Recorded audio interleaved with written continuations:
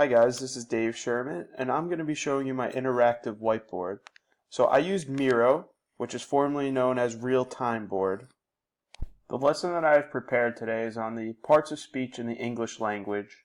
As you guys can see, I created a flowchart of the 8 parts of speech of the English language.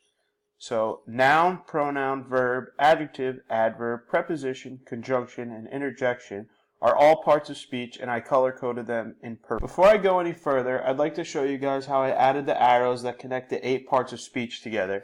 So for now, I'll hover over the noun, and I'll click on this blue circle. Once I click on this blue circle, an arrow will come up, and I will just hover around, and I will place it right onto the 8 parts of speech in the English language. Now that we've gone over how to add arrows, I'd like to focus my attention to the flowchart. Right underneath the purple color-coded parts of speech, I added 3 rows of sticky notes. The sticky notes option is my favorite feature of Miro. Just by clicking this icon right here, you're offered plenty of options of colored sticky notes that you'd like, and bulk mode is if you just have a lot of text that you need to write. So I'll just click this blue one, and I'll place it right here, and you could add whatever text you'd like.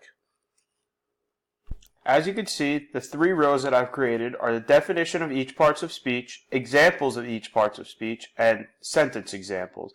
And this is just an explanation of the example. If students are having a difficult time understanding the lesson, they can also add their own sticky notes or text box to voice whatever concern they have about the lesson or what they're not understanding. I have also added an image of the parts of speech that has additional definitions and examples, and you can find that here in the top right corner. Miro makes it very simple to add your own images. You simply just press the upload button, and I had it on my device, so I easily uploaded it.